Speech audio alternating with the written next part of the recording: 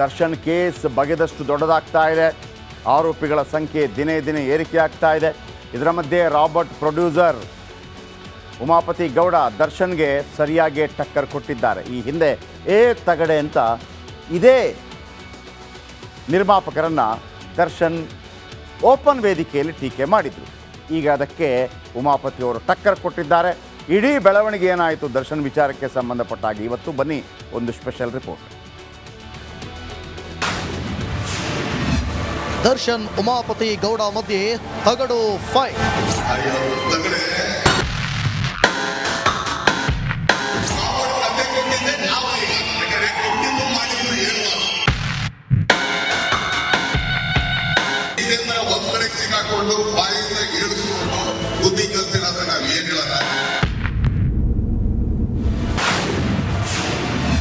ದರ್ಶನ್ ಅಹಂಕಾರಕ್ಕೆ ಉತ್ತರ ಕೊಟ್ಟ ನಿರ್ಮಾಪಕ.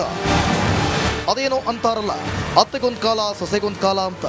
ಈಗ ಅದನ್ನ ಸ್ವಲ್ಪ ಬದಲಿಸಿ ಹೇಳೋದಾದ್ರೆ ದರ್ಶನ್ಗೊಂದು ಕಾಲ, ಉಮಾಪತಿ ಗೌಡ್ರಿಗೆ ಒಂದು ಅಂತ ಆಗುತ್ತೆ.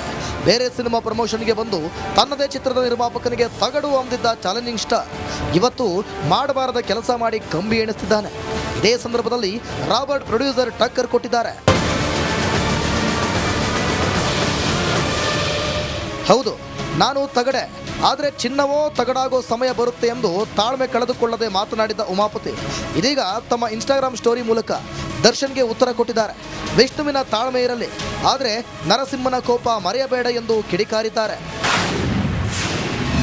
ಸ್ಯಾಂಡಲ್ವುಡ್ ಉಪಾಧ್ಯಕ್ಷನಿಗೆ ಖಾಕಿ ನೋಟಿ. ನಾಯಕನಾಗಿ ಪ್ರಮೋಟ್ ಆಗಿರೋ ಚಿಕ್ಕಣ್ಣ ಹಾಗೂ ದರ್ಶನ್ ಕೇಸ್ ಬಿಸಿ ತಟ್ಟಿದೆ.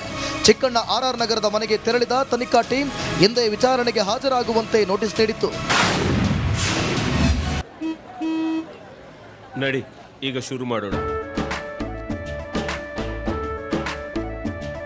ಕೇಸರಿಯಿಂದ ಮನೋಲ್ಲಾಸ ಮನಸ್ಸು ಮತ್ತೇರಿ ಕುಣಿದಾಡಿದೆ ನೋಡು, ಮನಸ್ಸು ಮತ್ತೇರಿ ಕುಣಿದಾಡಿದೆ ನೋಡು.